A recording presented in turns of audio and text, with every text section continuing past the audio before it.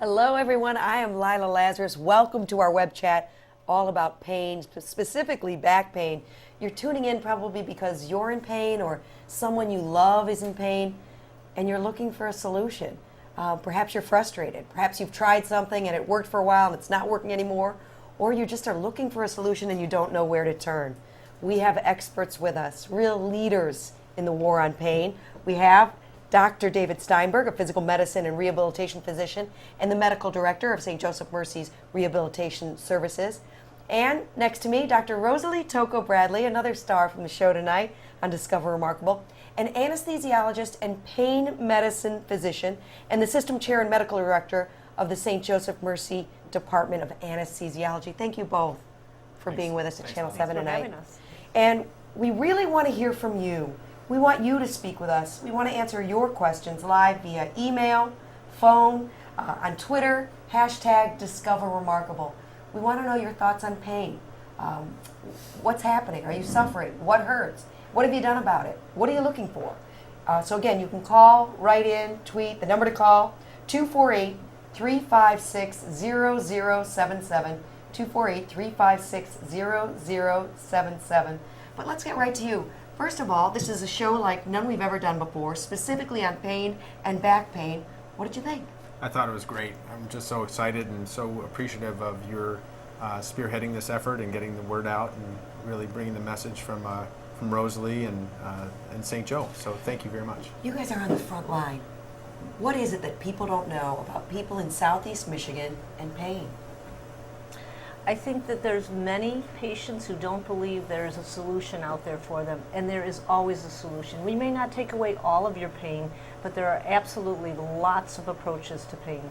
I was so struck after 6 months now of talking to patients in pain, just how pervasive it is and how people don't know where to turn. I mean, you know, if you cut your finger, you put a Band-Aid on it. But when it's pain that you can't see, that is so invisible and so silent, you don't know where to turn. Yeah, there are often very confusing messages that are sent out. There's so many different avenues to go to. Everyone's got a solution and a recommendation. A lot of alternative therapies, a lot of physicians and others who are out there. So patients often don't know really where to go to get some answers. And so it's really great to be able to get a message out there and to try to connect with folks and steer them in the right place. So if you're in pain, or someone you love is in pain, we are taking your questions now. We want you to get involved in the discussion. 248-356-0077. I know you're watching the show and you're interested in it, but it's interesting. Nowadays we can actually watch a show with our computers right there and be involved in the web chat at the same time. So tell me about your experiences with pain, because I know, let me start with you. As people will see in the show, it isn't just in the clinical setting for you. You understand pain at home as well. Well, at some point in everybody's life, pain is going to become personal. You know, whether it's you, it's a family member you love, a dear friend. And in my case, it was my husband, you know, a very healthy, athletic young man who is also a physician neonatologist, so he needs his hands when he works. Had an accident playing hockey, sustained a spinal cord accident, which left him quite frankly, quadriplegic for about 4 weeks. He slowly regained the ability to use his arms and legs, had to relearn to walk. He still has great challenges with his fine motor skill, his hands, his arms, and in fact, it's a small world. Dr. Steinberg is his physical medicine and rehab doctor, and we feel very fortunate that, you know, Brian can seek some avenues for care. And your experience with pain on a personal level? You know, I was thinking, listening to Rosalie, and certainly she's gone through personal experience. And my first recollection as I really reflect back is probably with my grandmother. You know, I just remember being a kid and going to visit her, and she had really bad arthritis and scoliosis. And I remember, visiting her in Brooklyn, New York, and going up to her apartment, and she had this really funny-looking brace sitting on the table, and I had no idea what it was. It was kind of stretchy, and it had all kinds of laces on it, and it was just sitting there. And I knew that she really struggled getting around, you know, because she couldn't go as fast as the kids and stuff. And I asked her about it, and she said, "Oh, that my doctor gave me that." I said, "Well, why is it over here?" And she said, I can't put it on. You know, he just gave it to me, and I just saw how she suffered. And what a lesson for you as a doctor, wow. Yeah, I thought, well, that was not a very big help for her. You know, I don't think he spent a lot of time really connecting and figuring out a tool that would work for her and her environment. And that was just affecting me as a kid. But it kind of, as I think back about it, sure, we all have personal experiences, and they kind of build over time. So for my personal levels, I was watching my dad. He always had leg pain. It was a constant, never ending thing. And I always remember him saying, "You will never understand my pain."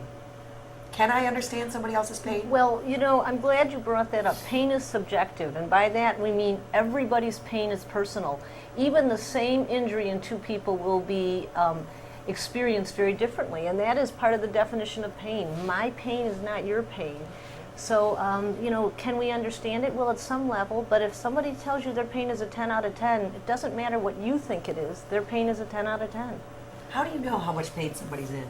That's a huge problem nowadays because we're given such restricted time with patients in the office. And to do a good history and physical really takes time. It takes a commitment to connect with someone and see them not just as a unidimensional one problem, but to understand them as a person and really get to find out. But it starts with good listening skills and being patient. And I just love the stories that I've heard about how what the average amount of time it takes before a doctor interrupts a patient. You'd be shocked. It's like 10 seconds. Wow. And what you really need to do Not sometimes. me. No, right. Yeah.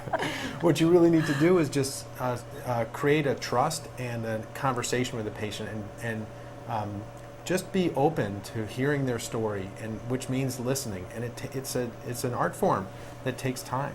As you're watching Discover Remarkable, this is your opportunity to talk to pain specialists at 248-356-0077. I think we have our first caller on the line. Mary from Canton, you are on the line with Dr. Tocco-Bradley and Dr. Steinberg. Yes, I had a question. My grandson had 2 ACL surgeries, one on each leg, and he's in constant pain with his knees, but he works out all the time. Is that something that he should be doing? I mean, he's living on Advil. Good question. Well, that would be a pretty typical patient that I might see in my practice, or another physical medicine doctor like me. So we're called physiatrists or physiatrists, and we see patients who have knee problems or joint problems like that. And what you're describing is a mechanical problem with a ligament that gets torn, the ACL ligament, which is a stabilizing ligament in someone's knee. And that kind of problem can be fixed surgically, but that doesn't always take away all of the problems mechanically with the way the joint works and the way the muscles and the nerves are connected. So really the first thing that you'd hope someone would do with that problem is get a very careful assessment by a doctor like me or someone else who has really good musculoskeletal skills to be able to evaluate the patient's walking, their hip, their knee, their ankle, all the joints above and below, and really look at what factors may be contributing. So first off is getting a very careful diagnosis to understand the different factors that might be contributing to someone's pain. And there's something as part of the history that you brought up that I just want to mention is, things like Advil or ibuprofen is the generic name, are so easily accessible through your local drugstore. And they're kind of promoted as sort of safe, over-the-counter things that someone could take, and young people all the time are taking pretty high doses of these medicines, and they can be very risky. In particular, ibuprofen, if someone is taking it, and that's what Advil is a brand name for that, it can cause serious problems. It can cause bleeding in the stomach lining, it can cause damage to kidneys. Over a long period of time, it can raise blood pressure. So it's not just an easy solution to, hey, I'm going to take a pain medication and cover it up. Really, you should look at a root cause and try to figure out if there's something that can be done to improve range of motion, the way the joint works, and please be very careful about not overusing medications that can have unintended consequences. Mary, how old is your grandson? He's 23. What's it And like? he takes 800 milligram of Advil probably twice a day. Wow. For how long? He's been taking it now for probably at least 8 months. So I would just say, right on the surface of it, I wouldn't get like super too worried about that kind of a dose, but certainly something you want to be mindful of because of the cumulative effects that can occur with ibuprofen. It's not just a medicine without some potential side effects. And a young person like that who has knee problems, those can build over time. I'm glad to hear that he's exercising a lot because that's the core. If you stop exercising, become inactive, it can make your pain much, much worse. And we want to really promote activity as long as it's done in a safe way for people who have joint problems. And I'm glad he's continuing with his sports and physical activity because you want to promote that. In the end, that's how we remain young and healthy and and vibrant. Mary, one of the things we talk about in this show, Discover Remarkable at the Heart of Medicine, is how that pain, perhaps in your grandson, impacts the whole family. Can you tell us, Mary, how that impacts you? Well, I worry because, first of all, I worried because he was working out so much, but it's good to hear that that's probably a good thing for him. But he will come in and have ice packs on his legs and take the Advil, and then sometimes he can't get up off the sofa. He stretches out on the floor and tries to, I saw him tonight before he went to the gym, just kind of grabbing his knees and trying to stretch them out. And, I said, should you be going to the gym tonight? You can hardly move. And he's like, yeah, it makes me feel better. So, I don't know. I was just wondering. Well, that's very common that activity and movement can make people feel better. And it is important to promote flexibility, like the stretching that you're talking about. And I'm sure that when he goes to the gym, he's probably choosing activities that he knows that he can pursue without really aggravating his pain. Weight-bearing exercise can, in some cases, really aggravate conditions in the knee joint. Basketball injuries or other kind of high-velocity things can be pretty severe. But cycling and some of the other machines that can be done safely, getting into the pool, obviously can be very good. Knee problems, very commonly we promote people working on the strength of their quadricep muscle, the big thigh muscle in the front, as well as the hamstrings behind. Now, hamstrings in particular are important for an ACL injury because that muscle, the hamstring, helps to protect the knee from straining. And so that part of a rehabilitation program is really important for someone who's had ACL injuries. And I'd ask you, Mary, also, do you know if your grandson, after these surgeries and the injuries, did he go through some physical therapy and some rehab? Oh, yes.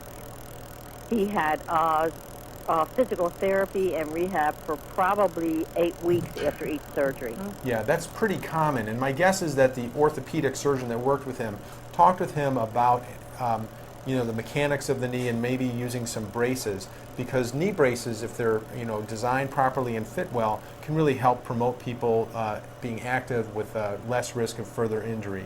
So, but it sounds like he's maintaining his physical activity, and that if he's been with the same doctors over time, that relationship can be very powerful and helpful. What I find so interesting about Mary's call, and Mary, I really thank you for calling, is that we think of the grandson, like you did, talking about grandma's pain, but in this case it's grandma talking about the grandson's pain, because as we learned in the show, pain can happen at any age.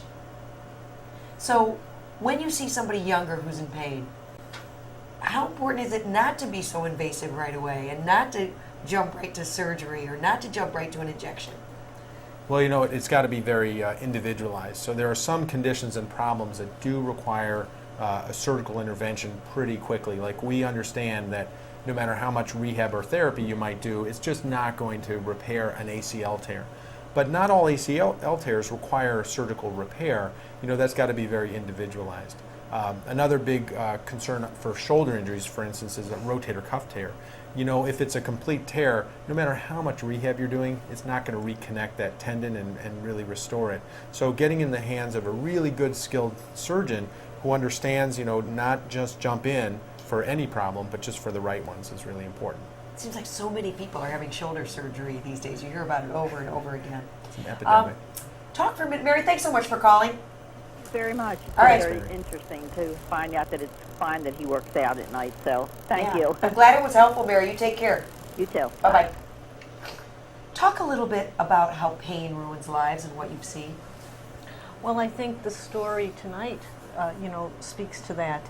Especially the gentleman who was morbidly obese, had terrible back pain, actually had a knee replacement, and was suffering. And, he tells you in the story that he wanted to die. And you will see the emotion of his wife, who was suffering just right beside him. Does it ruin lives? Absolutely. Do people become depressed? Absolutely. Are you in a spiral then where the more pain you have, the more depression you have? It's very hard to get out of that spiral, and that's when you really need to seek help, not just perhaps with the pain, but also with your mental state. I found it so interesting, too, that he ended up gaining so much weight, finally lost it, but the pain was still there. All right, let's move on. Line 2. Carol, you are on the line with our pain specialists, Dr. Tocco-Bradley and Dr. Steinberg. I understand you have pain in your tailbone. Tailbone radiating into the buttocks, down the thigh, into my calf. And you've had that for how long? I've had it for a little over 4 years. And how young are you, Carol? I'm 70 years old. You know, we hear so much, and we saw this in the show with both patients, that the pain actually came from here but radiated there. How difficult is it to find the source of that pain? Well, you know, there's many ways to zero in on what's causing that pain. Let me just ask Carol a question. Carol, is it in the back of your thighs or in the front of your thighs? In the back. And what aggravates that pain? What triggers that pain? Just getting up, trying to get up out of the chair. Once you are out of the chair, does it ease up? Is it the transition out of the chair, or is No, it's constant. It's constant when you're up walking around? Yes. Have you seen your primary care physician, or I only have a cardiologist. I don't have a primary care. My primary care doctor retired. Well, Time for a new one. absolutely. You know, there are several reasons you could be having pain. As Dr. Steinberg said, you know, mechanical back pain, just musculoskeletal. But quite frankly, at your age, there is a chance that you may be suffering from something called spinal stenosis, which is especially problematic when you're upstanding trying to walk. And that's where the spinal canal, because of arthritis over time, actually becomes a little tighter and can essentially irritate or pinch the nerves in the spine. And you know, but the place to start is with the primary care physician, perhaps therapy, some assistance with medications, and you know, go from there. It may be that eventually you might benefit from an injection in the lower spine, and maybe that you don't need to go that route. We went that way for about 2 years, and it just stopped working. So was that an injection, an epidural steroid? Yes. Yeah, my thoughts about this, Carol. You started by talking about pain at the tailbone, but clearly there are other structures in that area, you know, in the buttock area with muscles and nerves, and the way the whole pelvis relates to the low spine. And then you describe pain that is radiating down to the back of the leg and the calf. And that radiating pain, as you talked about, is often related to the sciatic nerve. The sciatic nerve does come out of the spine, and it could certainly be related to compression within the spine from the effects of arthritis or discs with this narrowing condition called stenosis. But that doesn't, you know, the history by itself in this brief way is hard to pinpoint that, because that nerve can be affected by a lot of tightness in the back part of the buttock muscles, and even some of the joints and the way the pelvis works can cause muscles to get tight and can cause that radiating pattern of pain. But it sounds like you've been down the road a little bit with the epidural shots and things, and it may be time to get back in to see a specialist, and they can do a careful examination and a more thorough history to see if there are other factors. And you know, some of that might be good testing. I'm sorry. I'm a cardiac patient. Yes. I've had a quadruple bypass, a triple bypass, and I have an ICD at present. Sure. So it sounds like, again, you know, and in your age group, that arthritis of the spine is very, very prevalent, and really understanding where the nerves may be affected can help to guide the treatment approach. And just because in the past you've had some of those epidural shots, you know, they can give some relief and allow a rehabilitation program to be more effective. And in the end, you may end up having to see a surgeon, you know, depending on how severe this problem is. And you know, I often, when I engage with patients, I'll talk to them about the degree of the pain and the impact, not just physically, but also, as you mentioned, psychologically and socially, you know, how it's affecting you. With your cardiac history, it's so important for you to stay active to be able to walk and exercise. And here you've got a pain condition that's probably limiting you, and you probably, is that true? I'm very limited. Okay. And it sounds like standing and walking is what a particularly difficult thing for you, is that right? Definitely. Yeah. Well, I have two recommendations for you, Carol. Okay. First, that you get a primary care physician. That's so important to have a quarterback. If you'd like to talk to Dr. Steinberg or Dr. Tocco-Bradley, you can call 855-SJ-DISCOVER. That's 855-753-4726. I'll say it again, 855-753-4726. Can you throw the last 7 numbers down? 855-753-4726. Okay. And there also is going to be a symposium September 28th called Oh My Aching Back. It's going to be at Suburban Showplace in Novi. We'll have wonderful pain specialists there who you can talk to, who you can meet, who you can hear from, and they also could have great ideas for how you can finally discover relief. Okay, I'm in Canton, so I know where that's located. Great. Wonderful. You can register online, stjoeshealth.org. Carol, thanks so much for calling. We'll see you there, Carol. Yeah, I'm I'll going to be look for there. you, Carol. Thanks, Carol. Bye-bye. Thank you. Let's move on now to Deborah, line 1. Hi, Deborah. I understand you're concerned about your mother who's had 3 back surgeries. Yes, how are you? I'm great. Thanks for joining Dr. Tocco-Bradley and Dr. Steinberg. How can we help? My mom has had 3 back surgeries, and she's still in pain. I am scheduled to take her to Ann Arbor on Friday. And I'm at my wit's end. I don't know what to do from this point on. And she's been on those pain pills ever since 2008. Deborah, how old is your mom? She's 80. And have all the surgeries been in her low back and her lumbar spine? Yes, Yes. And does she have instrumentation in there? Does she have hardware in there? yes. Yeah. Well, you know, that's the good and the bad of back surgery. It's tough. Sometimes even after back surgery you will have secondary pain because you develop some perhaps scarring, perhaps the arthritis continues to advance. I would assume you're taking her to Ann Arbor to see a back surgeon again, is that right? No, pain management. Oh, pain management. Yeah, because of the pills, and I believe she's addicted to them. Sure. And it has me a little stressed out, and I'm trying to find out what I need to do. What is the best route for her? You know, your mom at 80 and addicted to some pills. Deborah, you are not alone in this. I know after talking to so many pain patients, so many people go through this. At first, the pills seem to help, and then they can't get off them. That's really true, Lila, and I'm so glad that your mom is coming to see a specialist in that area, because pain medication by itself can, you know, in some cases can be very helpful and promote recovery and better quality of life, but in many cases they can have unintended consequences and real downside, including a lot of side effects, you know, slowing of thinking skills, trouble with bowel function and constipation, and you know, in some cases they can actually get so dependent on the medications that your body reacts by having even more hypersensitivity to the pain. So it's not always the right answer. In fact, it can lead to more difficulties and problems. So it's really great to have your mom assessed by a specialist. You're going in and out. I could barely make out. Okay. All right, well, we want to make sure that you have the help that you need. We also want you to know about the Pain Symposium that is coming up September 28th at Suburban Collection.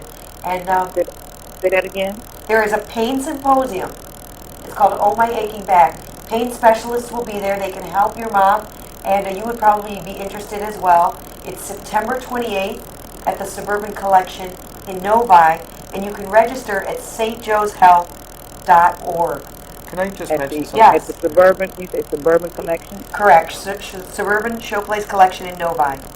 Yeah, what the viewers are going to experience at that symposium is a panel of physicians who really work together as a team. You know, people like Dr. Tocco-Bradley and Dr. Brodke, who is featured in the show tonight, and myself will be able to speak to how we interface with each other. So a complex problem like her mother's experience, you know, often requires a team approach.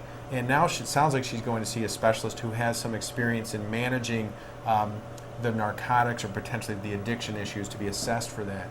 But even before someone gets to that place, it's very helpful to really, again, create a team and find people who can work together. And as you said, it starts with a good quarterback, like a primary care physician, who then help to triage or guide a patient to see the right specialist. And along the way, with a good comprehensive plan, there may be different interventions that help and different testing that can help identify the source of the pain and the right approach that is the least risk and the greatest potential benefit. I can tell you one thing, your mom's lucky to have you. For sure. Oh, thank you. I don't know if it's because I asked her, I said, Mom, could you tell me where your pain at? And have your pain gotten worse or better since the first surgery opposed to the second surgery? And it's always just the same, you know. And we've gone out to, we have 2 different doctors that have done surgery on her. And I know one of the doctors is very good. And like he said, I'm looking at the surgery. It looks like everything is done as well. I just don't understand where you're saying your pain is at. Go ahead. Well, what I was going to say, Dr. Bradley and I have a good relationship that's gone on for many years here. And cases like your mom, we used to call failed back surgery syndrome. And Dr. Bradley is fond of pointing out, well, no, not exactly failed back surgery syndrome. It's failed rehab, failed medication, failed injections, failed surgery. It's got to be a team approach to understand how to best manage and help your mom kind of reclaim her life and find a way to function. Limit the side effects of the medications and come up with a good plan that's going to help promote recovery. It may not be a simple answer, but it's probably going to be best approached by getting a comprehensive assessment and a good team. And Deborah, I just want to add, because I know you sound a little desperate at the end of your rope and helping your mom. It may seem like the best thing to do is have her sit on a couch or lie in a bed, but that's probably the worst thing that she can do and you can do for her. And in fact... You don't do any of that. Oh, good. You keep moving? Yes, she keeps moving. But the thing with the keep moving is that a lot of times I think she has taken too many of the pills and she falls. Ah. Yeah, and so from one extreme to the other. Well, that is especially a risk as you get older and you take these medications that can affect your mentation, your ability to stay alert, your balance. And I think taking her to a pain specialist who's going to look at her medication is exactly what you need to do. That's where you need to start, because you need to keep her safe. That's the first thing you need to do. And then hopefully from there you can address, maybe break it down and see what's the next step. Yeah, so we are on our way up there Friday. The appointment at 2:30. All right. Whew. Deborah, we wish you well, and hopefully we'll see you on September 28th. Okay, thank you so much. Thanks so much. Thanks. If you're just tuning in, this is the web chat for Discover Remarkable. We have 2 pain specialists with us, Dr. David Steinberg and Dr. Rosalie Tocco-Bradley. They're on the front line when it comes to pain, and they're answering your questions. Maybe it's about your pain or someone you love. The number to call, 248-356-0077. Let's get to Heather. Heather is on line 3. Heather, your question for Dr. Steinberg and Dr. Tocco-Bradley. I was wondering if there's help for people that have multiple sclerosis and pain, and I have a benign hemangioma tumor in my C-spine. Where is your pain, Heather? I get lots of pain in my neck, head, and then all down my lower back because my left leg rotates inwards where my toes touch the inside of my foot. And how old are you? I'm 39 years old. And how long ago were you diagnosed with MS? It's just been 1 year. I started having symptoms 5 years ago. Yeah, MS, which stands for multiple sclerosis, is a condition that affects the central nervous system and leads to a whole host of problems with movement and spasms and pain. And it's pretty common for us in the rehabilitation field to work with patients with MS and to really create a good understanding of what's causing that pain, because there are many, many different systems that interact with each other, from the central nervous system to the peripheral nervous system, and of course all the muscles and connective tissue. So I guess I'd first ask if how much of this pain is really related to movement. Like, do you find that the pain is only present when you're moving around? The more that I move and the more that I do, the worse I hurt. Okay. And my guess is that you're working with a specialist with your MS, perhaps a neurologist? I do have an MS doctor, yes. Okay. So I'd first, make sure that you're having good conversations with your treatment team right now about the kind of pain that you're experiencing. We often, when we're starting to sort out a problem, we like to understand the character or the type of pain that people have. Is it really related to the muscles and bones, or is it maybe more of a nerve pain? And nerve pain is often, people will use terms like burning or tingling or shooting pain, where more of the muscle and bone pain is often spasms or achy pain and really movement related. So I guess I'd start with that kind of understanding, is working with your physicians to understand what the nature of your pain is, and then come up with a good approach for it, because the treatment is vastly different. A bone and muscle pain might respond to the anti-inflammatories, stretching, therapy, ice and heat, things of that nature. But if it's nerve pain, those things are really not going to get at the root cause of the problem. You really need to use a different class of medications that really gets at that type of pain. So, all of us in the pain field, the pain management physicians, the rehab doctors, the primary care doctors, really look at a broad range of options, but we have to be selective by doing a good history to figure out the type of pain in order to come up with the right approach. Are you taking any medications right now for your pain? I have Norco and Naproxen. Naproxen. Have you taken anything like Neurontin or gabapentin or Lyrica? I am on gabapentin as well, because I have had seizures this year. I started having seizures along with everything. Seizures. So. Well, the good news is it sounds like your physician has actually hit several of these different classes of medications, and in fact the gabapentin is not only useful for seizure disorder but also for that nerve pain, that neuropathic pain Dr. Steinberg mentioned. It sounds like you have a physician who is in tune to what you're going through. Okay. I was going to ask another question also. It was Heather, is that right? Yep. Heather, do you have muscle spasms and tightness? Yes, I have spasms, tightness. I call them twitches or jerking movements when they go to try to rest after I've done up moving around. If I try to sit down and rest, everything starts, different areas start jerking, I should say. Okay. Muscle spasticity or spasms is very common in a syndrome like MS, and that can be at a root cause of pain conditions. And there's approaches that really look at that with either medications like a medicine called baclofen, which is designed specifically for muscle spasms in the context of like an MS, but also botulinum toxin injections. Botox is a common brand name for that. For MS patients sometimes have very focal spasms that need to have that managed. And there's even more complex therapies that are available at a center like St. Joe called intrathecal baclofen. And that's a pump technology. It's very fancy. It's not for every patient.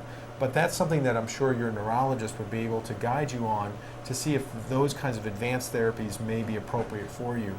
And I just would comment that centers like ours at St. Joe, and there are multiple centers through the Trinity Network, both at St. Mary's, Chelsea Hospital, and out into Oakland County, have really, a lot of resources available to help people. And I think, you also see patients up in the Canton area, right? And then also up in Brighton. Canton and Brighton. Mm-hmm. So hopefully that was helpful to you, Heather. We wish you well. Thank you very much. Thanks for calling. Bye-bye.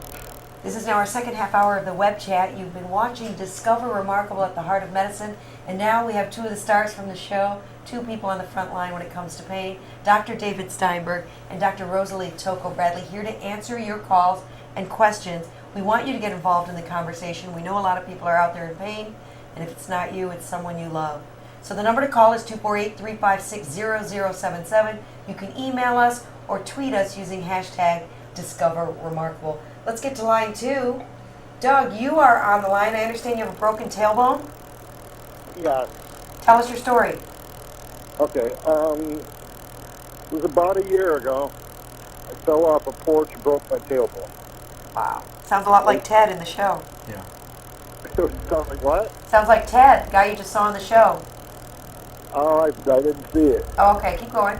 I got you on speaker because you had me on hold. Let me get you on speaker. Okay.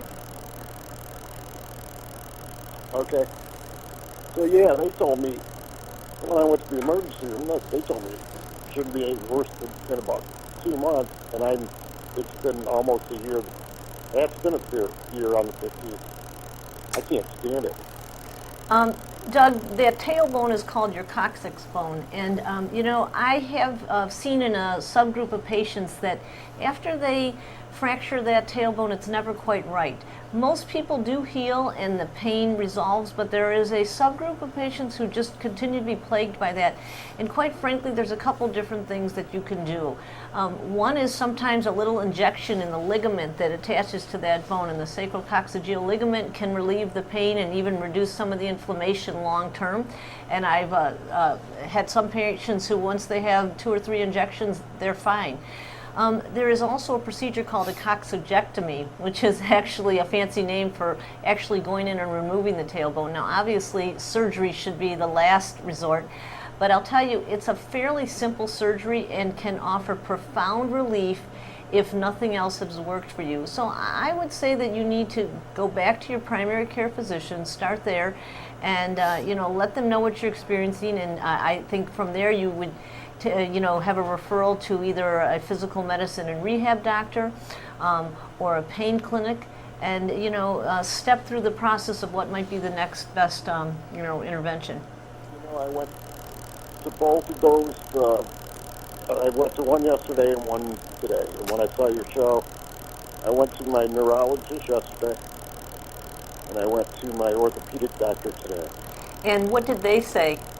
Well, my orthopedic doctor said that there's like only one place in the country that does the removal, and he said it was somewhere down south. I think he was talking like Baylor or something. And other than that, they were talking about a pain clinic. Yeah. Certainly, I think a pain clinic might be helpful for your condition. I do know that we have at least one surgeon at St. Joe's who also does that procedure, because I've actually sent some patients to him with successful outcome. Okay, where and which St. Joe's is that at? St. Joe's in Ann Arbor, Michigan. The number to call, I'm going to give it to you, Doug. You ready? No, hang on a second. Okay, take your time. Take your time. I don't want you to hurt yourself. No, it's not just that. I've got, I also have hydrocephalus, and I've had like 19 brain surgeries. I used to have a shunt. Wow.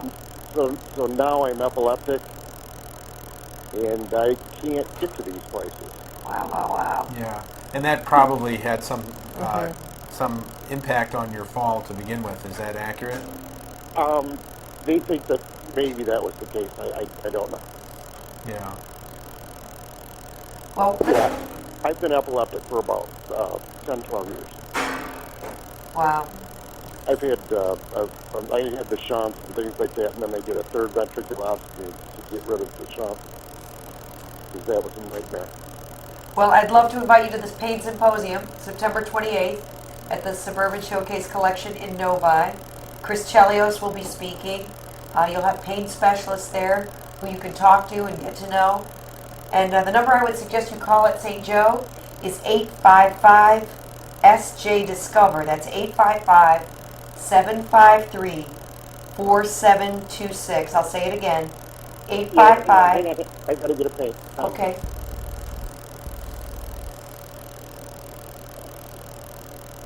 Okay, 855. 753-4726. I'll say it again, 855-753-4726, or you can go to stjoeshealth.org. And Doug, we wish you well. All right, and this is the one in Novi? The pain symposium is in Novi. The telephone number is for St. Joesph Mercy Health System. So They'll get you to the people you need to talk to. All right. All right, Doug? Yeah, thank you. Best Good wishes luck, to you. Doug. Bye-bye. Let's get to line 3. Mary Kay is on the line. Hi, Mary Kay. I understand you had a successful surgery, but your pain has returned. Yeah. Tell us your story. About a year and a half, 2 years ago, I had a microdiscectomy, L4, L5, and everything went really well. And tell us why you had the surgery. Were you in a lot of pain? I'm sorry? You were in a lot of pain. Is that why you went in initially? Yes. I've had back issues since I was a teenager. And we could never pinpoint it if it was from a fall that I took in cheerleading, a car accident that I had. I mean, there was just like so many things that we never pinpointed exactly what had caused it. And I've done a lot of therapy throughout my years, and we never got to the surgery point until a few years ago, and I had to do it. Mary Kay, could I ask you a question? How old are you now? I'm 48. 48. And what was your experience following the surgery? Oh, it was wonderful.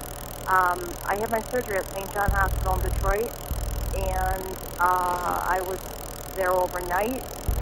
The day that I was released, I was up and walking, and post-surgery, it was the best experience. I thought, my goodness, I haven't felt this way in years. I was able to move in ways that I haven't been able to. The pain was gone. The only thing that I had was my left leg. I do have numbness and tingling, but I would take that over the back pain that I was going through prior. And now your back pain has returned? Yes, I went on a jet ski a couple weeks ago, and I don't know what I did, but after the jet ski, the pain has started to return, and now I'm to the point where I cannot straighten up completely, and I get shooting pains in both hips, in my buttocks, and down both legs. And have you seen anybody for this since the jet ski incident? No, because I'm afraid to. You're afraid to. I know that sounds silly, but I'm just afraid that I maybe re-injured another disc. Well, let me tell you that seeing somebody is not going to make the problem worse, and it's very common for people to avoid an issue and just hope it goes away. And in many cases, it does. You know. And in a complex case like yours, you've had surgery in your back before, you've been through, it sounds like, a long course of kind of dealing with that. Finally, you got some relief with what sounds like just the absolutely appropriate approach with that surgery, given by the fact that you were pain-free almost right away, which is a wonderful, wonderful story. But you're right, you may have had a re-injury to your back. It doesn't mean that you'll need to go back down that same pathway of having surgery again. But seeing somebody who can sort of put it in context and be sure that you're neurologically stable and that the condition is something that can be managed more conservatively, I think is a wise approach. The main thing is to avoid just completely going into lying on the couch and becoming sedentary, because that will lead to a whole cascade of problems that can make your condition worse. So you're describing like a lot of pain in your back and radiating down both legs. Do you have any other issues that are going on, like problems with weakness at your down at your in your legs? Now that you brought that up, I remember the first time I did have I was falling a lot, and I did have I call it the thump drag foot. I could not stand on my tiptoes, and now I'm not experiencing that now. Okay. And you described also having been left with some numbness and tingling after your surgery. Has that numbness and tingling gotten worse after this problem, this injury? I really could not say. It's just one of those things where it's a part of my everyday life, and I know it's there. I have not noticed any difference, because it's the whole left side, from my knee down to my ankle, the whole top of my foot, and most of my toes. So that, from the knee down and the top of your foot you're describing, that's all new since this last injury. Is that what I'm hearing from you? I'm sorry? So that stuff down your left leg you described, is that, I guess that's what you've had since your surgery. That's not necessarily new. So those kinds of problems, I mean, aside from what's gone on with your back just more recently, those problems with, I see it pretty commonly where people might have had a nerve injury or disc injury in the past and they're left with numbness and tingling down the course of the nerve down the legs. And Dr. Tocco-Bradley had mentioned some medications earlier in the show here about that medications that help with nerve pain. You mentioned gabapentin and Lyrica are two examples of medications that don't have very severe side effects if they're dosed properly, but can really help people who have a lot of persisting pain, like that nerve pain. So I think for your back, it does make some sense to go back in and get evaluated and make sure you don't have a re-injury to that disc or some other condition that could be managed conservatively, maybe even seeing a pain specialist like Dr. Tocco-Bradley for a series of injections or shots, but also maybe with the right type of approach for physical therapy, and maybe with some medications to get you through this flare. I can't tell just, over the phone whether your condition is one that really is a disc injury or maybe just some muscle spasm that's locking things up. But I'd get in to get that evaluated and then also maybe think about something to help you with that nerve pain down your leg. There's always something that can be done. Absolutely. We never want people to be suffering alone and suffering in pain. Mary Kay, thanks so much for calling. If you want to get a doctor at St. Joe's, 855-SJ-DISCOVER. Thanks for calling, Mary Kay. Thank you for your time. I appreciate it. All right, wish you well. Bye-bye. Thanks. Let's get on to Deanna. Deanna, you had back fusion in 2010, right? Yes, I did. And how did it go? I'm worse off than I was before I even had the surgery. Where's your pain? What? Pardon me? Where's your pain? Describe your pain for us. My pain is like in my lower back, my waist area. Got it. And how young are you? Excuse me? What's your age? Well, I was 50, something, 8 or so when I had the surgery. I'm 64 now. And what they do now is they just throw me full of pain medication, but I've had 2 sets of nerve blocks. And the nerve blocks just lasted just temporarily, but after they wore off, I was back to square one again. Deanna, you said the pain is primarily in your back. Is that right, not going down your legs? Yeah, it's going down my legs. What happened was I was exercising and I kicked my leg out. When I kicked my leg out, something like popped.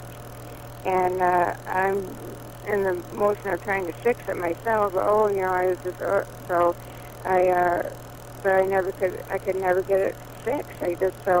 I went to the doctor, and the doctors, they took x-rays, and I said, well, it looked to me like you must have had scoliosis as a child. I said, scoliosis? I never had scoliosis as a child. But when they took x-rays on my back looked like it had snapped. It looked like my back had snapped, like right in the middle of my back. I even have x-rays on my phone to show right where it had happened.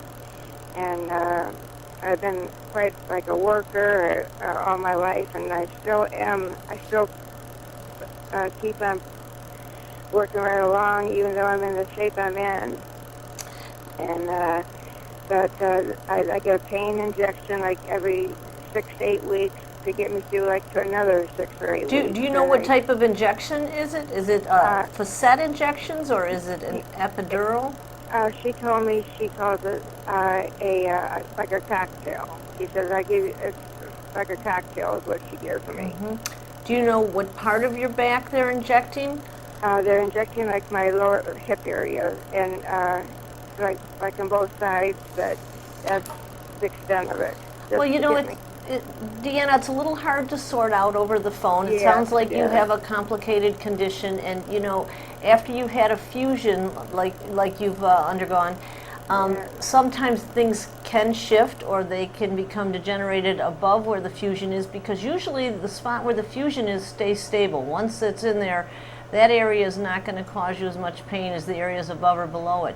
There are joints to the side of each one of those vertebrae that can cause you problems. Those are called facet joints, and after back fusion, sometimes we see that it's actually the joints off to the side along the spine that are causing the problem, and that's why the pain is across your back primarily. There are procedures other than just the cocktail where, and you know, it's hard to say if this is appropriate for you. You need evaluation, but sometimes, you know, depending on what the generator of the pain is, we can burn a little nerve to the facet joints off to the side, and that can give you very extended relief. Now, that may not be your primary problem, but certainly I think it deserves more evaluation. Oh, if I just had some relief, I tell you, I go to bed, I wake up, I'm just even hear on the morphine. frustration in her I'm on voice. morphine even. Yeah. So you mentioned about how the sleep is impacted. You know, that's pretty common with patients who are suffering in pain. And if your sleep cycle is off, oh my gosh, it's going to just throw off your emotions. It's going to disrupt your sense of well-being. So one of the first things that we do, we want to make sure you're not overtaking medications that are causing side effects and problems. And you mentioned that you're taking morphine, and you know that may or may not be getting your problem better. But certainly getting you restored sleep is a primary goal, because nobody's going to feel good and function well if their sleep cycle is disrupted. So kind of looking at making sure you're not overusing caffeine, making sure that you're not smoking is really key. Looking at weight management and diet is really important. Kind of taking that global evaluation, because as Dr. Tocco-Bradley said, getting a good evaluation to try to understand the pain generator, the source of why you haven't gotten better from this fusion is really important. And then coming up with a good plan of attack, which could include looking at those facet joints off on the side. They can do a test procedure there to see if that's a source of pain. And if it is, as you mentioned, you could burn the nerve. There's a treatment called radiofrequency ablation, where that nerve can be actually treated so that can take away the source of pain. But that's not always the whole answer. As I mentioned, you know, working on sleep and other aspects of someone's well-being are really, really important. Deanna, we wish you well. We are having a pain symposium September 28th. You're invited. It's at the So is there any way possible that I could be evaluated by one of your doctors? Or? Absolutely. Let me give you the number to call. All right, give me a number. 855 855 753 753 4726. 4726. That's correct. All right, and I will definitely call in the morning perhaps, and because I'm really good about not over-drugging myself. I want you to know that. And when she says take it twice a day, like twice a day is what I take. And because I don't want to be bulky and all that, but I am very, very tired. I'm very tired. And we can also hear the frustration. And if what you've been doing hasn't been working, it's time to try something new. So we're very glad you called. All right, so it's 855 753 753, okay. 4726. All right, and I promise you I will call because I do need some help. I know I do. And I'm so glad I seen the tail end of that. And I recorded the tail end of it so I could maybe get some numbers on there. But is there anybody I ask for specifically when I call? When you call up, you tell them you're in pain, and they'll tell you what to do. All right. Thank you so much. All right. Lady. I really appreciate your time talking with me, okay? Thank you so much. Thank you. Take care. In the words of Dr. Tocco-Bradley, happier days are coming. All right, let's go to Brad. Brad left a message here. He says he's had 10 surgeries, 10 back surgeries since 2004. Pain goes away for a little while, and then it comes back. Had a staph infection. Now doctors are afraid to do another surgery, but he's still in pain. You hear about these people who've had surgery after surgery after surgery, more complications, and they're still in pain. What do you say? Well, there's certainly many cases that I see like yours, Brad, where patients have had complications or some other factors that are going on, where it's clear to everybody involved that, boy, you know, one more surgery is not going to solve the problem. And then you get more into a pain management strategy where you've got to see a quarterback physician who understands chronic pain and the multiple different options that are available. So some of it might be just adjusting medication, some of it might be a pain specialist for interventions. In a condition like yours with that infection, of course, it complicates the situation greatly because any type of another intervention in there with a steroid injection or with an implant may have some greater risk of having another complication like an infection. So, and you know, some people are left with, after all that surgery, there's a lot of scar tissue. Things have changed in there because mechanically your back isn't this way that it was before. So really understanding how that has impacted your body mechanics and looking at ways to promote better movement, posture is really important. You actually might get into a situation where you need to look at some alternative therapies, like acupuncture as an example, or maybe seeing a pain psychologist to learn about some of the mind-body connections and ways that you can manage through stress management. Brad, I hope that's helpful to you. Let's move on now to line 2. Terry, you are on the line. I understand you've had several surgeries as well. Yes, Tell us your story. I've had 4 surgeries.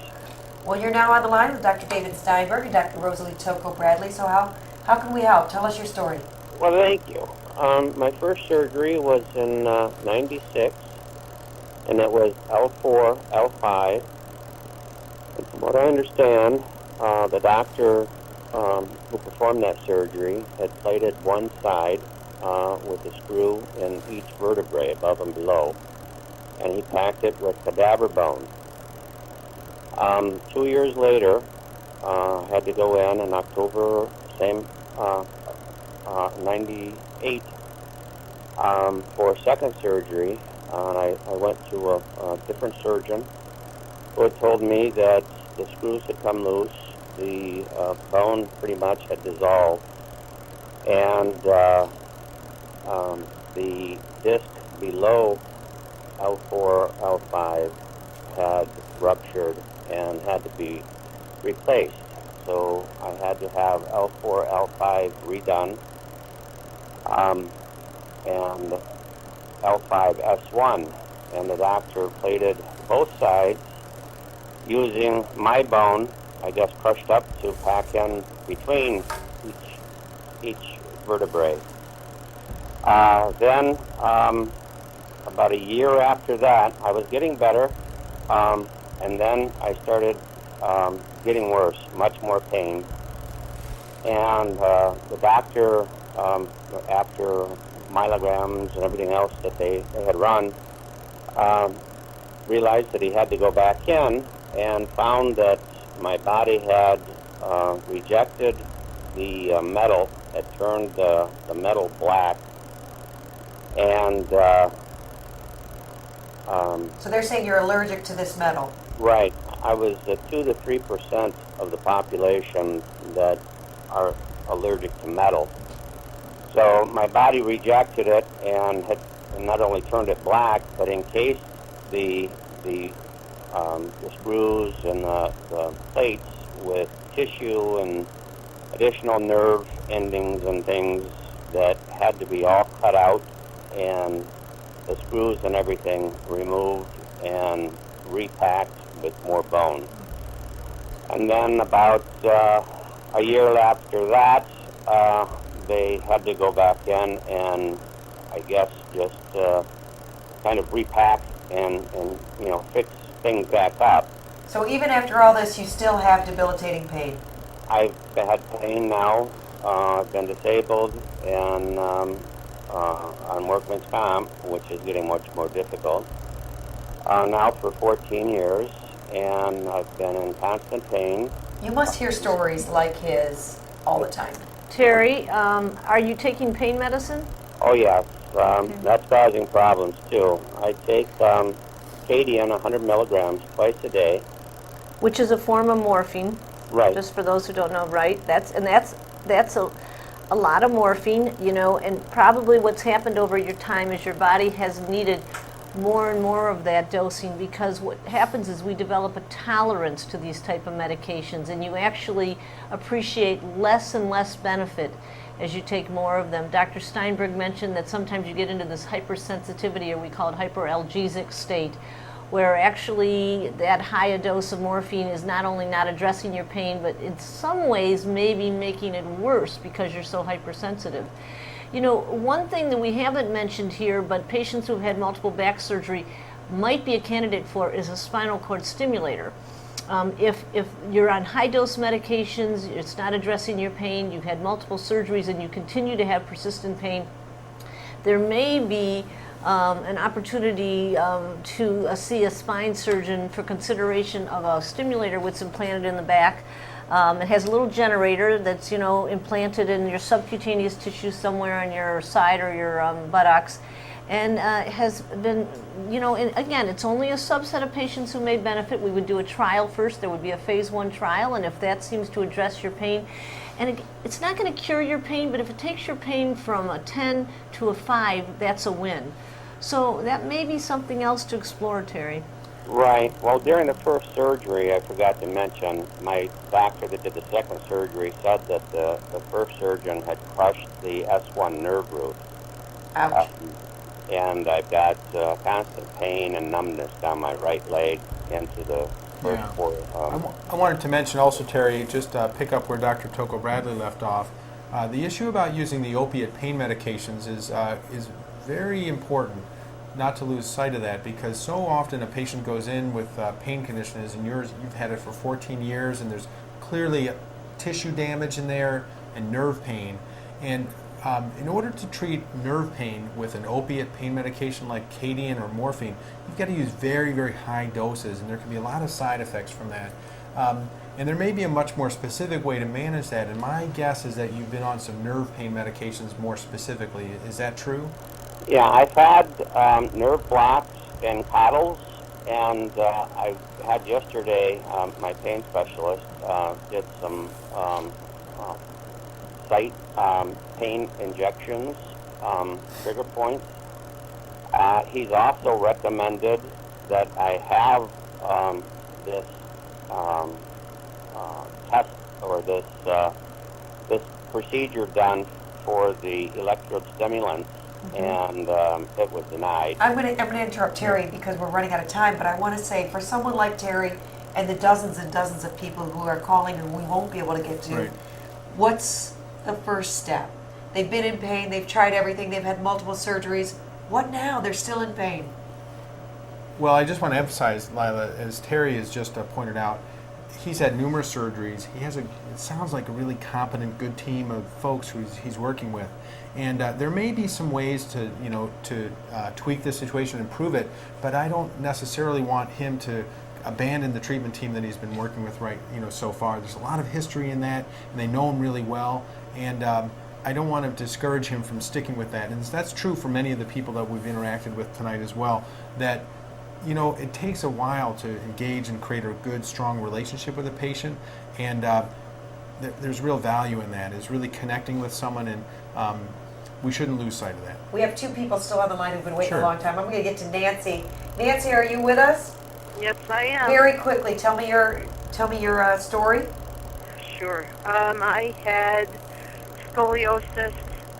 Wasn't found until I was 18.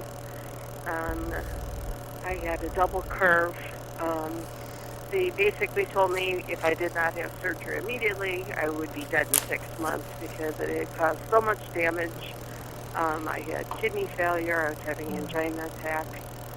I had a large, basically I was hunchback on one side. My shoulder was above my ear. I walked sideways. I was a mess. They did surgery. I was in a body cast. I had upper and lower curves, so I was, I had 18-inch rod. I was in the body cast for a year and a half after that. I've had 5 more surgeries since. I'm rotted and fused from my neck to my tailbone. Oh my God. It's been quite, I'm really having trouble walking. I walk very much keeled forward, bent forward. I'm unable to work. And your pain? My pain is horrible. I can't sleep. Nancy, you have a very complicated back pain history, and that scoliosis and that major, those rods they put in with the fusion and the straightening is a major surgery, and it takes a long time to recover from it, and I suspect most people don't ever completely recover, but there is no option, as you said, because your spine is literally collapsing down on one hip bone. It becomes difficult to breathe, to function. This is exactly, as Dr. Steinberg referred to, that multimodal therapy, Lila. You know, maybe even something as simple as joining a gym and doing some warm water aerobics. I suspect you have a lot of muscle spasms associated with this. And maybe some biofeedback. I clearly, it's not going to be just pain medicine. It's going to be a whole change in lifestyle. Yeah, I mean, I've gained weight from not being able to. I used to, before I had surgery, I was, a runner. I jogged 10 miles a night. I cross-country biked. I, played tennis daily. I was very active, and now I can't. Believe it or not, Nancy, all the way out to my mailbox. You have to try to get some of that back, even though I know it hurts and it's much harder to move. You can't stop trying. I really believe it. And that's what I'm hoping. I'm trying to find something, some way to. I did join a gym a couple years ago, Good. And unfortunately, I had some damage caused by that. I did physical therapy, and they unfortunately were the reason I had not my last surgery, but the surgery before that, because they ended up rupturing 3 discs by the. Nancy, you've been through so much. I'm so glad that you called in. You are invited to our pain symposium where you'll meet with not only these two, but many more pain specialists. It's September 28th at Suburban Showplace in Novi. You can register online at stjoeshealth.org. I wish we could get to everyone. I thank you for calling in. I do want to give each one of you one last sentence or two to the hundreds of people out there who are in pain, thousands of people out there in pain, what step they need to take. Dr. Steinberg? Well, I think the resources that you pointed out tonight, the team at St. Joe and other health centers really are really top-notch, and I'm just so blessed to work with such fine people like Rosalie and Dr. Bradley and in the show. And I guess maintain hope. One thing, a theme that I heard tonight is how people get so worried that something might be going on that, and they become almost terrified with fear because of their pain. And movement is really the solution. It's so good for you to move, and you get fearful that you're going to harm something. So working with someone who can, pinpoint the problem and encourage you to be more active is really important. Dr. Steinberg, Lila mentioned one of my favorite words, and that's hope. I think you have to give patients hope, and if you're a family member, you have to give your loved ones hope. There are ways to feel better. You may not get rid of all your pain, but with a multimodal therapy, including healthy diet, exercise, distraction, engaging yourself in other activities, you can become more functional, and that's the place to start. Dr. Steinberg, Dr. Tocco-Bradley, thank you for being with us. Don't give up. Don't suffer alone. There is hope. I'm Lila Lazarus. Thanks for tuning in.